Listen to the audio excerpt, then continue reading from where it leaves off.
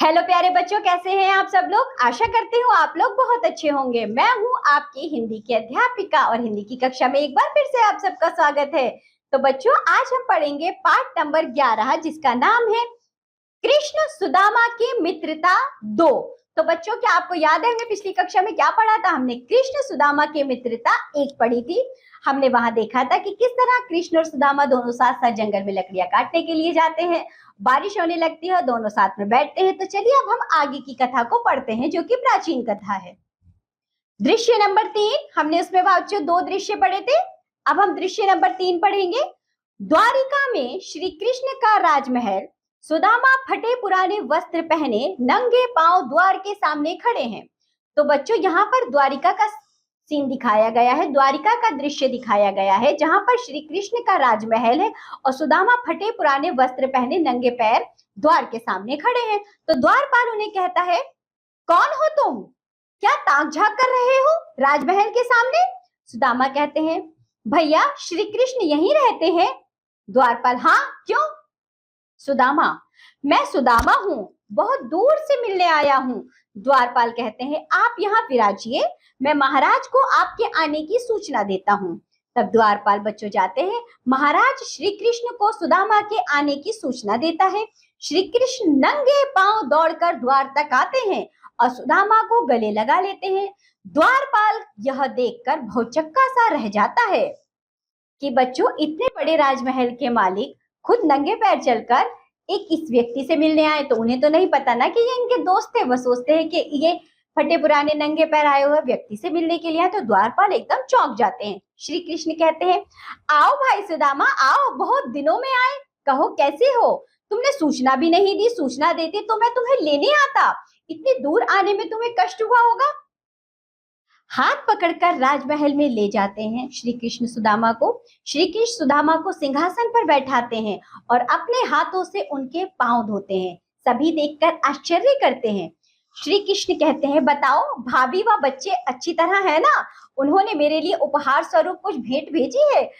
तब वे बच्चे उनके घर का हाल चाल पूछते हैं, बोलते हैं कि भाभी बच्चे सब तो ठीक है ना, और उन्होंने मेरे लिए क्या उपहार भेजा है? सुदामा बगल में दवाई पोटली छिपाने की कोशिश करते हैं। श्री कृष्ण, यह कैसे हो सकता है मित्र, भाभी ने मेरे लिए कुछ ना कुछ अवश्य भेजा होगा। अरे ये बगल में क्या छिपा रखा है तुमने? सुदामा, मित्र ये थोड़े से भुने चावल हैं। श्री कृष्ण कहते हैं, भुने चावल मुझे वास्तव में बहुत पसंद है, तुम्हें याद है ना सुदामा? सुदामा संकोच करते हो, हाँ हाँ भला मैं कैसे भूल सकता हूँ।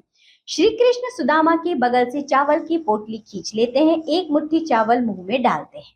तो श्री कृष्ण, आहा कितने स्वादिष्ट चावल हैं। श्री कृष्ण दूसरी मुट्ठी चावल जैसे ही मुंह में डालने लगते हैं, रुक्मणी उन्हें रोक देती है।